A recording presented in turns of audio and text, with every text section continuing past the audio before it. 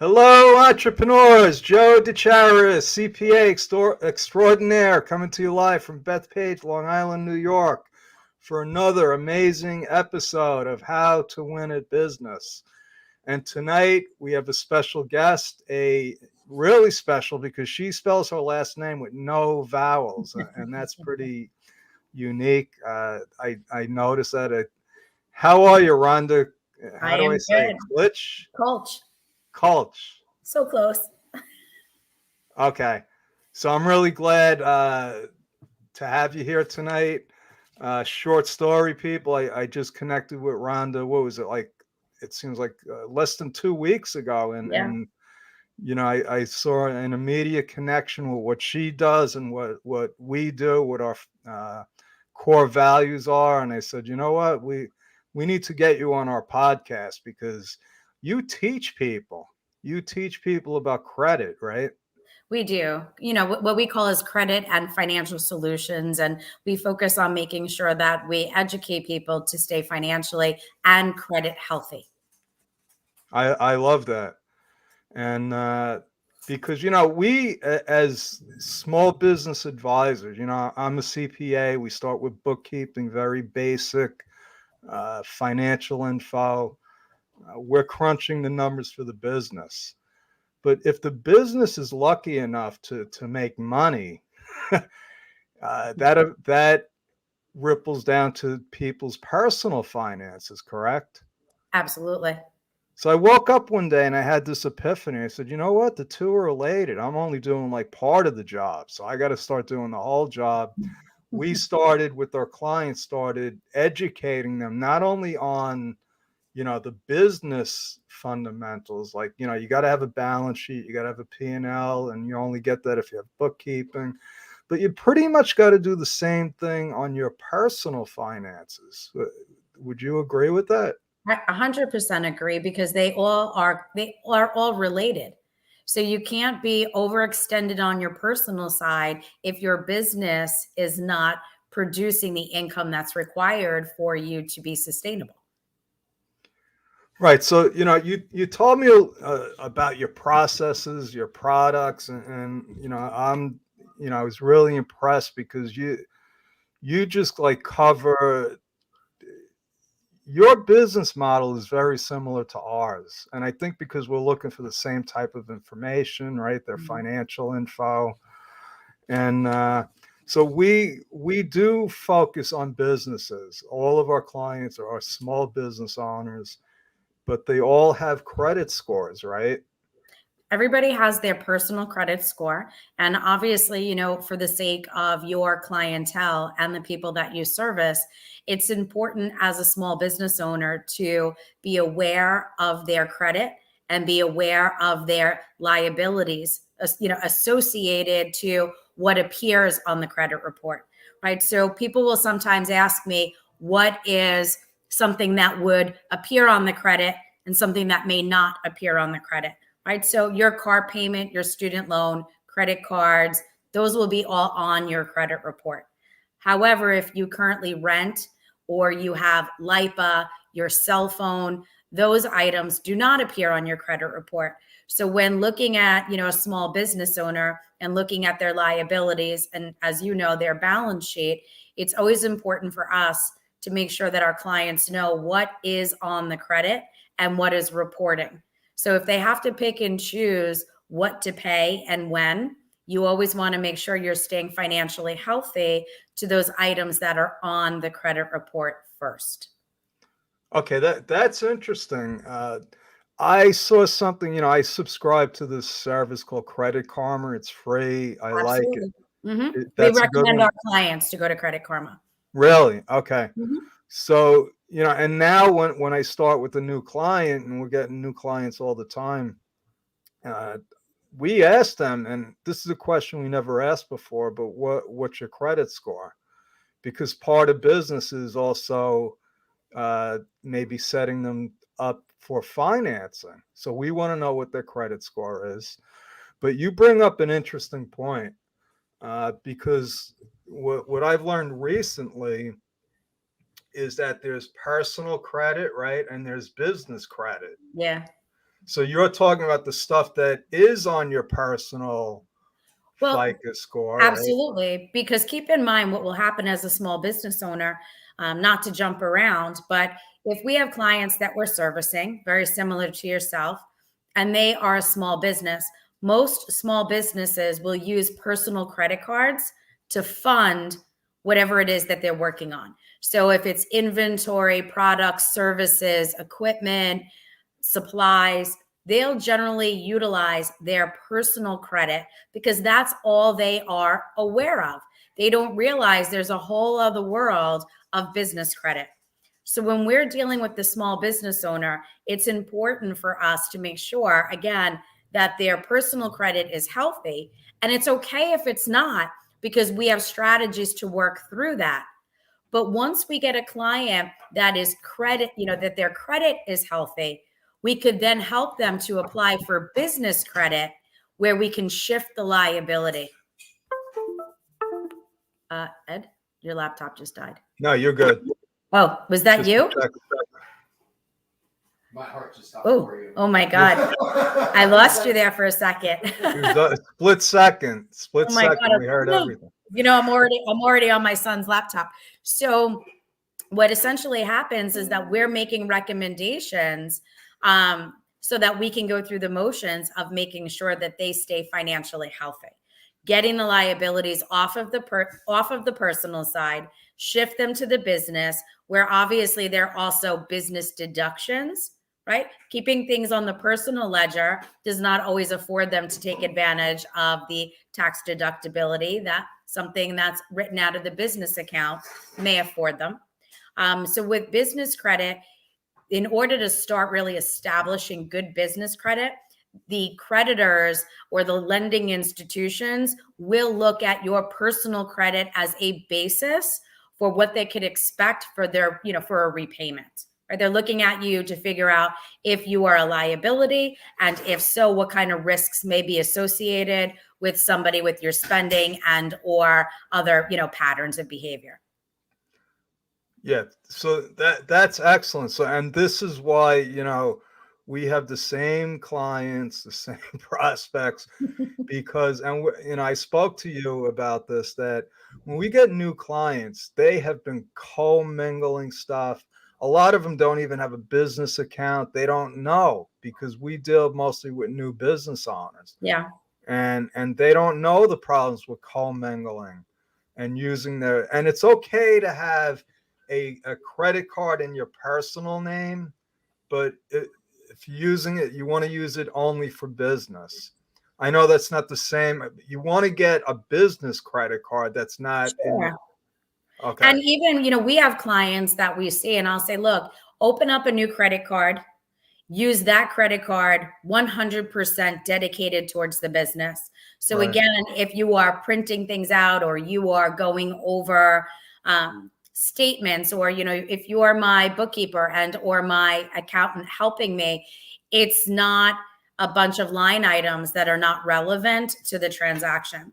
And from where we stand from a credit perspective, it's just important as well, because we don't want the consumer to be over leveraged on their personal side, because eventually that will decrease their credit score.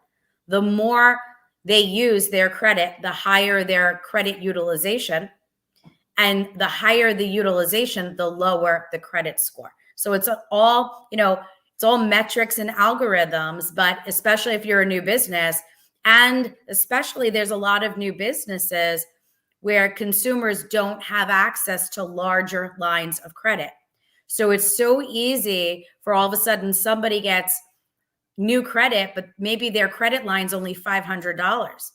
Well, they may need $20,000 in order for them to advance in their business.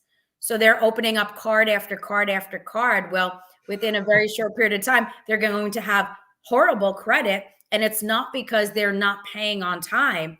It's because they're absolutely over leveraged. So by maintaining one or two smaller accounts, and as much as any business owner is all about being in the now, sometimes you have to create a strategy and a plan.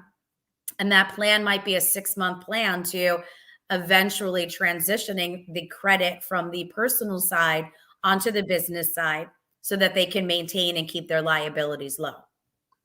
Yeah, that's an excellent strategy. I think, the first thing we try to teach our clients is to start separating their business and their personal. Well, it's That important. so that and that's, shocking for some people because of habits. They're used to just flying by the seat of their pants. That's how entrepreneurs are. They have a and I say, entrepreneurs are crazy. And I'm an entrepreneur. So am I. Yeah, we're I don't think. delusional. We make mistakes. And I'm no different. I gave all my accounting work to one of our accountants. I said, I shouldn't be doing my own accounting. No. And it was a horror show. It's like I have too many credit cards. So, what do they say? A doctor is his worst patient. Sure. A lawyer is their worst client. Yeah, so it's true. On our side, especially when you have that entrepreneur mentality, it's do now, figure it out later. Yeah, Right? I'm no different. At least I recognize that. So I ask for help, which is what every entrepreneur should do. So the first principle, I think, for any business owner is to get a handle on the fact that there's personal credit and there's business credit, correct? Absolutely. And the biggest mistake that most small businesses make pertaining to business credit is that I don't want to say it's a mistake, they don't know where to start. So the very first thing that we direct all of our small business clients to do is open up a free account with Dun & Bradstreet. Dun & Bradstreet is the equivalent to our, Experian, TransUnion, and Equifax on the personal side. So by establishing a Dun & Bradstreet number, all of the information about your corporation, all the information pertaining to your business, you're starting to create a business profile. Interesting. And then what you can start to do is open up small accounts, maybe one with Staples or Office Max, and you can apply using your tax ID number.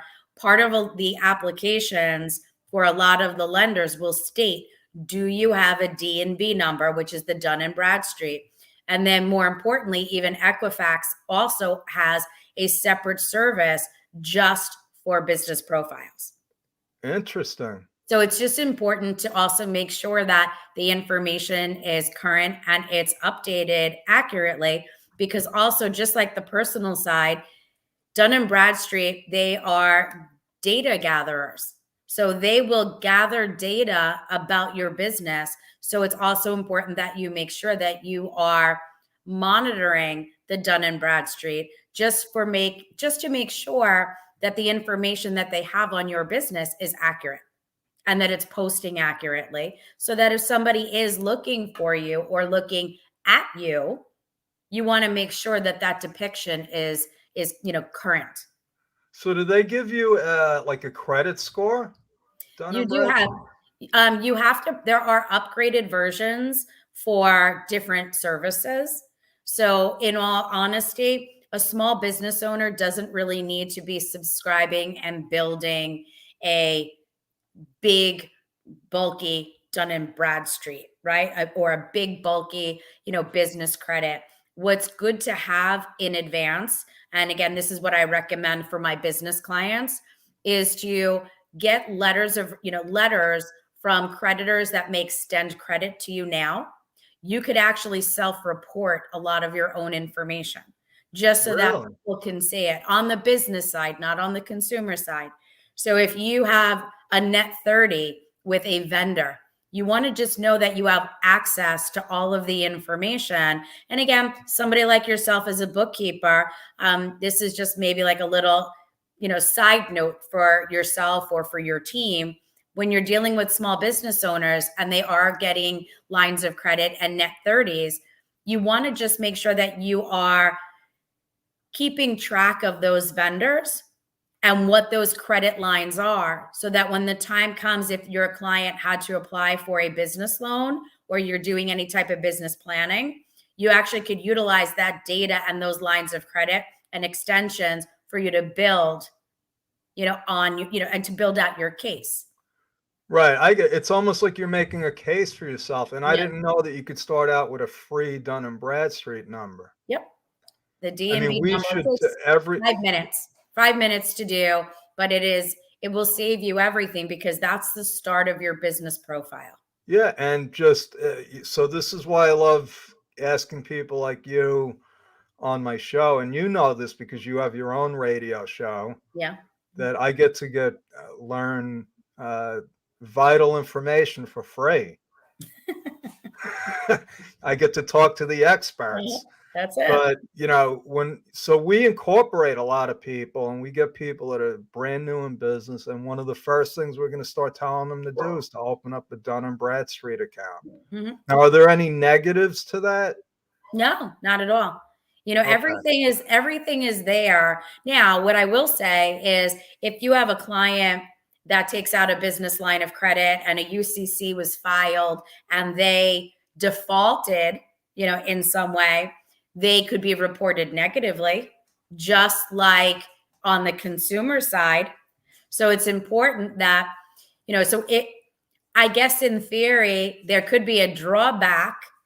However, also keep in mind that a majority of building your business credit is so that you don't have to personally guarantee. The whole goal is to build yourself a profile strong enough so that you do not have to personally guarantee because nobody So can ever predict what's going to happen in the future. that is an excellent point that really coincides with a lot of what we do because we Mhm. run into people that create LLCs. Okay. And it's a mistake in our eyes if they don't have a corporate entity. And we Mhm. recommend an S Corp. Uh, but what I've learned is because LLCs only give you legal protection, it's a limited liability company. Okay. Mhm.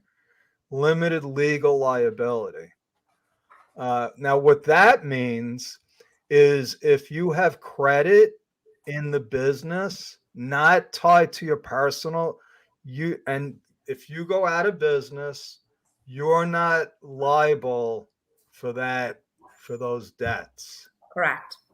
It doesn't affect you personally, correct? No, and this is again another reason why I would never recommend for somebody to open up a business just so that they could skirt the liability. Oh no, that's But illegal. I think that's illegal. That's fraud, right? but the idea is that again, nobody goes into business also expecting that they may fail. And you and I both know that a lot of small businesses do fail. And this is the reason why, secondary to, medical reasons, this is a big reason why a Rhonda, lot of consumers have to file bankruptcy. so you asked me when I was on your show, like, what made you do this? And I gave you this whole statistical thing. But the truth is that I've seen way too many people lose everything for stupid reasons because they just didn't structure everything properly. They got bad advice. And I'm like, oh my God, if they, did some planning, if Mhm. they, looked at what they were doing and not be delusional, like saying, hey, what if the rug gets pulled out from us? COVID pulled the rug out from a lot of people. 100%. Or even look at the people that are not properly insured.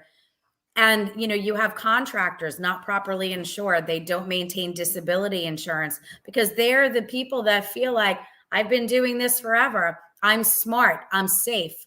And then, there's an accident. So they're not protecting themselves. Again, we see this where we are at Equity First because our clients don't wake up and decide to not pay their bills. There's been a life event that's generally triggered their it's triggered them to go into a position where they now need help, whether it's credit, financial. They're trying to determine whether or not they want to file a bankruptcy, whether or not they could, do something with their house. They're in fear of their cars being repossessed. They've made poor economic decisions along the way.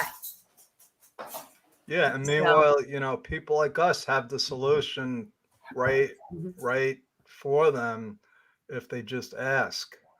People are And sometimes too embarrassed to ask. Unfortunately, we try to make ourselves um, as transparent as possible, where when clients call us, we try to make sure they understand they're in what we call the no judgment zone, because it takes a lot. We have a lot of respect for the people that could admit that they've made a mistake or that they should have done something differently, and it's okay. But if you don't embrace the fact that there was a mistake along the way, it almost makes it impossible for us to work with them, because they're not taking accountability. Right? So you need them to take accountability. And it's okay when you've made a mistake, or you've trusted somebody, or you didn't get paid on time, or, we have clients that have government contracts and they just don't pay quickly enough. Right? So it triggers different types of credit and financial hardships because they just never learned how to budget. So, and this what I try to explain to people, I said, this is like car insurance. You don't need it until you have an accident, yeah. right? You don't need to do this stuff until you need it. And so, yeah, I understand, the people that have bad credit, they messed up, they had a, whatever life situation. But what about people that are like just starting out and they're like I get clients are like, oh, they worked all their lives. They got decent credit. Now they want to start a business. Yeah. And I started asking them, what's your credit score? And I get people that, I don't know. I mean, intelligent business people. We get clients on our side very similar, and our questions on our side is it a business or is it a hobby? What are you willing to put in, and what kind of reserves do you have? Then we jump into the credit, because then we need to figure out if we have to call it for what it is. It goes back to planning. If somebody's going from a salaried position to opening up their own business, you don't want to apply for credit when you need it. You want to apply for credit when you can get it. Oh my God. One of my Mhm. first mentors, this guy was a brilliant business guy. This was like 35 years ago. He said, a banker is somebody that wants to sell you an umbrella when it's sunny out, and then he wants it back when it starts raining. And I said, I always remembered that. And that's why I tell my clients, I said, start applying for credit when you don't need it. So, It's important, but I will tell you, if you don't use it, you can lose it. so So you have to also be able to utilize it, make one or two transactions every now and again, put gas on it, if you have to, whatever it may be, use the credit, or you are at risk of losing the credit. yeah, so even like I got a couple of credit cards that I Mhm. got a long time ago. They're like $700 line, so I should use those once in a while and just pay it, right? Yep. Even if it's $25, just use it, because what'll happen is the the credit card companies will do what's known as a soft inquiry, which does not hurt your credit. It's a soft inquiry, which basically is just looking at what's going on in your overall profile, and they're reevaluating whether or not, you know, they're reevaluating whether or not you're eventually going to be at risk. So if you pay your Chase credit card every single month on time, but you've defaulted on Capital One and Discover Card, well, Chase, if they do a soft inquiry, could take a look at that and say, well, they defaulted on these two, we're probably next. So they'd rather freeze the account, close the account, reduce the credit limit. So people get very frustrated, but it's a business decision. It's not personal. It's a business decision that the credit card companies are making at that time. Right. All based on analytics, right? Yes, it is. Yeah. People don't listen, people. This is what it comes down, whether you like it or not. Everything comes down to the numbers. Mhm. Whether you like it or not, you're gonna have to talk to somebody like me and Rhonda and Yeah. get an education. But I got to share an interesting fact with you because during COVID, my credit score went down. Okay, Not a shocker. I'm sorry. I said that doesn't surprise me because a Yeah, lot well, of people. I mean, I had to use my credit cards. I mean, and it was sticky for a while, but it went down. And then, things turned around. So all of a sudden, my credit score is higher than it's ever been. Mhm. So my car insurance was getting renewed actually yesterday. And I'm like, let me go to them and see if my car insurance went down more than half Credit because my is a credit. factor. Mhm. And I was like, I just had an idea because I remember, I think it was Allstate based. I had clients that were Allstate reps and they were like, oh no, we only take people with good credit. It's like, but it's car insurance. So it went down a lot. So I was glad I made, made that call. But people don't know this. What else is out there? Like, what if you have a high interest rate credit card? Can you go to them and say, hey, my credit score went up? You could ask them to be reevaluated, or you can look for a new appropriate balance transfer credit card. The other thing that people don't always think about as well is if you're applying for contract work or new employment, you could be eliminated as a candidate if your credit is not strong. Wow. Yeah. Who So did that? Oh, employment, this furniture place here called Bob's. They only hired people that had high credit scores. Mhm. And I guess they said because I was talking to one of the employees, he said because they weren't responsible people. and again, it's from the outside looking in, I could see where that would make sense, but there are unforeseen circumstances that happen every single day. And again, Yep. that's why, at least where we are, when we're speaking with our clients, again, we don't judge because until you've walked in somebody else's shoes, it's an unfair statement. And, life happens. People have sick parents, they make poor investment decisions, they overspend, they have, you know, kids in college. There's things that happen, life events that happen that can create, excessive liabilities. And unfortunately, those things do affect credit. Our job is to make sure that we educate the consumer and give them, what I'll refer to as tips and tricks to keeping themselves healthy, and keeping their credit healthy, and really kind of learning how to sometimes even tweak the system in your favor. But credit's not going away. Right? So you need to really be aware of what your options are and, how to navigate keeping yourself, credit healthy. Two things that you said, the no judgment zone. It's funny because I have a coach, world-class business man, world-class person. And I was going through my business with him and he's like, you got to be the no judgment zone.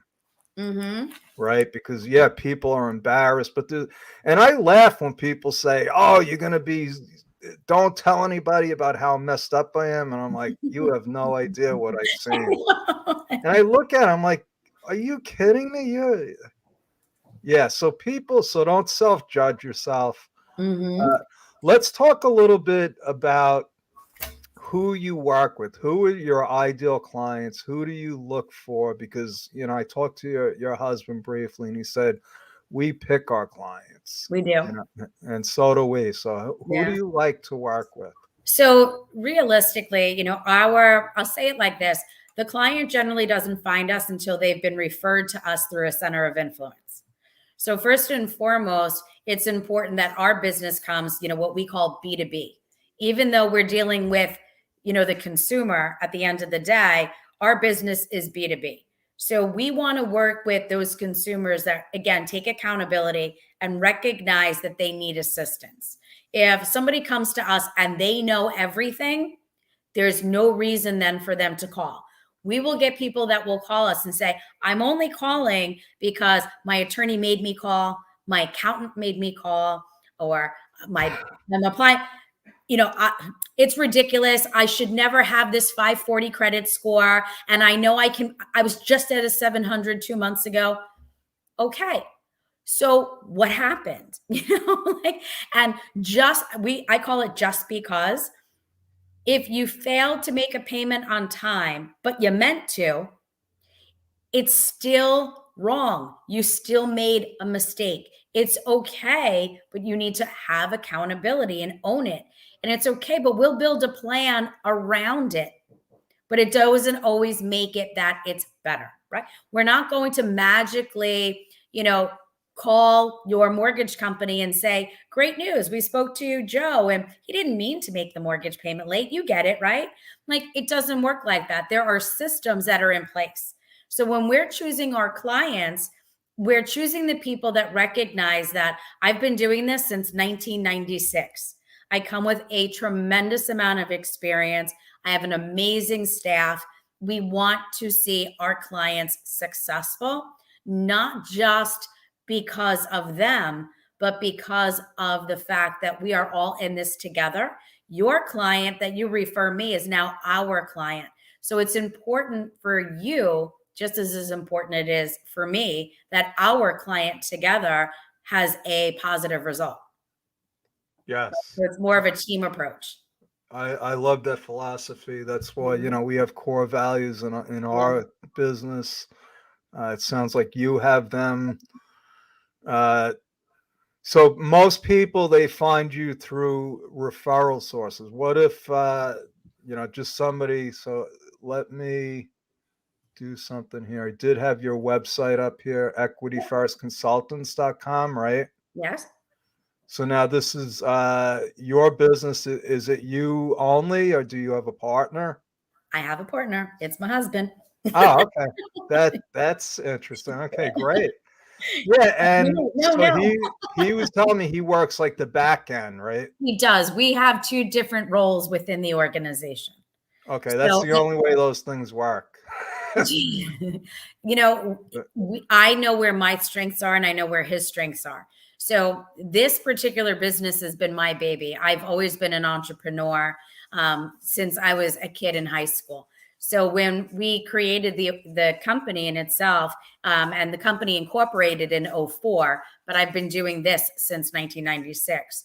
When we incorporated in 2004 and my husband got on board to help run the company, his strengths are a little bit different than my strengths. So, like any business, you can't be everything to everybody. So you have to really learn how to, delegate. So we do different things. You have a team. Yeah, we do. I met, who was it? Another one of your assistants. You met Marguerite. She's actually the head of business development. Right. Mm-hmm. And that wasn't even, I have to come to your office and see your operation. Anytime. Yeah, we have two in-house attorneys. We have one attorney that specializes only in housing issues. We have another attorney that's in-house, handles all of our credit related issues. We have our back end, we're bilingual. We have two people that speak Spanish.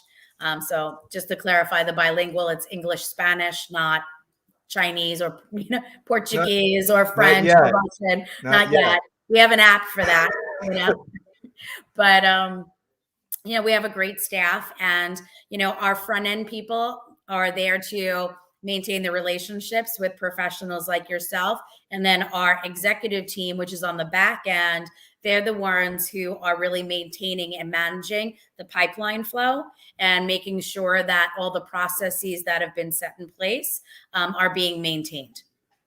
So let me get so you want to connect really with people like me, people that have clients and they know their financial situation, and you become a resource. Would that be accurate?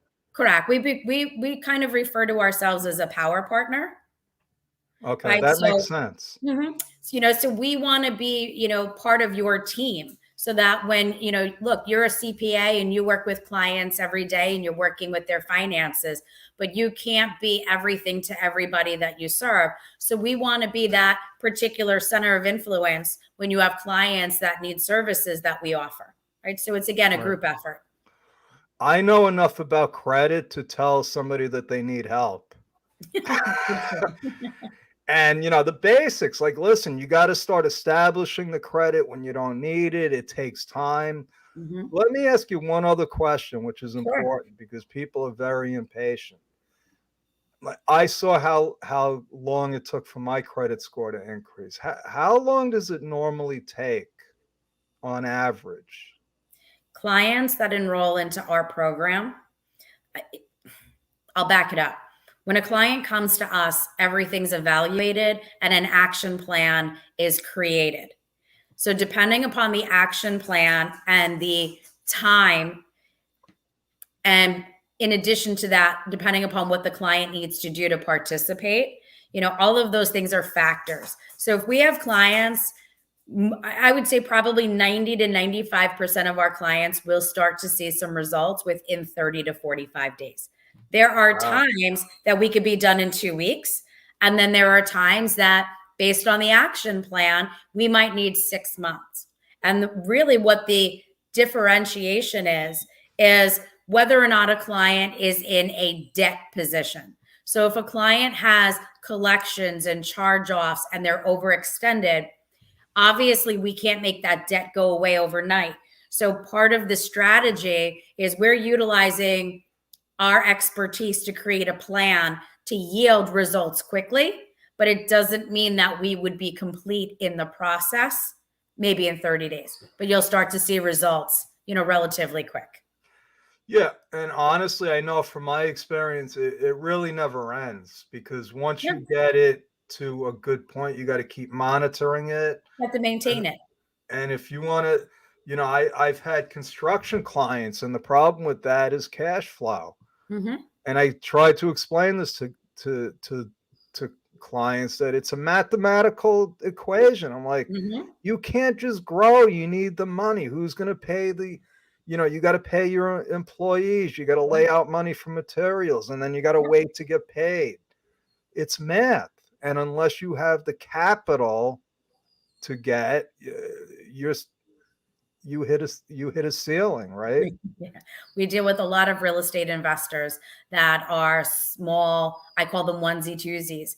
And they'll come to us, and we'll review their deal before they sign. I got the best deal, and I'm like, yeah, your numbers don't work. And they're like, why? And I might say, because it's going to take you 3 months to complete the job. You didn't do a good, you didn't estimate correctly over here. It's going to take another 3 months for you to, sell the property, close accordingly. You just don't have the money.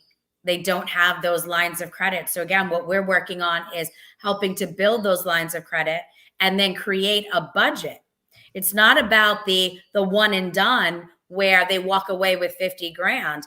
Is $50,000 a lot on a flip if it took you 6 months to create that income? So you You have to got to really do learn how 20 to of those. analyze. Right. So again, is it a hobby or is it a profession? You have to look at the numbers, and where we are with our clients, we do reverse engineering. So we're analyzing a project and we're analyzing, where they need to be. We're doing their budget, and we're backing into their minimum, the minimum expectation for what they can net every single month. Then we'll do our So projections outward. I have a client that's like a poster child for you. You're gonna love them because they got into the house flipping thing. They have 10 houses now, and they're like, we can't get any more credit. We're tapped They out. want to Yeah. buy, and they're all rented. Hmm. I said, are you flipping them or are you renting them? I don't think they even know. They're just like, we want to buy more houses. Yeah. So We'll chat. yeah, we're working with them. But I got guys for that. Yeah, no th- problem. this has been great. We haven't even hit the tip of the iceberg yet. We're gonna have you back on for some more Sure. specific topics because I really like to dig deep, and I have a lot more questions, It's and fine. you have answers, right? Yep. Yep. So, and two things, not only, I'm impressed with your knowledge and because I've been doing this a long time too. And I know when people are joshing me when they don't know, you know your business, but you also are a good entrepreneur. We try. Okay. It would be wrong of me to say I haven't made mistakes, but I wouldn't go back and fix them because otherwise you never learned from them. Yeah, Mhm. you're talking my language now. Yeah, No pain, no gain. I never exactly. understood that, but just try not to make the same mistakes twice. That's right. Mhm. So, also, you're a woman-owned business, and I have a lot of respect for women that start any kind of entities because the odds are stacked against you when you start out. You probably either didn't care or didn't realize it. Oh, I didn't care. So kudos for that. And I wish you luck, and I look forward to working with you. Any words of wisdom to people that you don't have to be credit challenged. Let me make that a No, point. there are plenty of You need out there that do not, your how do I say this? You could be somebody who's economically challenged and have amazing credit. You could be somebody who is making big dollars and have bad credit. So I think, like I always tell people, don't ignore the phone if it rings. Don't throw out the mail. Read everything. If you don't understand it, you call. There are resources, there are people to call. But by the time you realize you've made a mistake, shame on you for not nipping it in the butt. Yes. Yeah, Mhm. especially if you own a business. Especially if Especially. you own a business. Mhm. I tell people you can't run a business with your head in the sand. No. But also, and I'll close with this, I believe that you got to know how to use credit. You Mhm. got to know how to leverage it. Yeah. And it's not simple. No. And I love this time because I say, you know what? Business is not simple, but what we do is we make it easier. Right. We make it easier because we're going to do the stuff that you don't know how to and you need. I'm gonna make you look like a rock star. Yeah, I like looking like a rock star. Everybody should be a rock star. Exactly. All right, Rhonda. So You got it. that's our story. We're sticking with it, folks. I hope you You got enjoyed it. this episode. I did. I learned a lot, and I plan on learning more from Rhonda. She has no idea. So You got God it. bless. Have a good night, and we will see you again for another.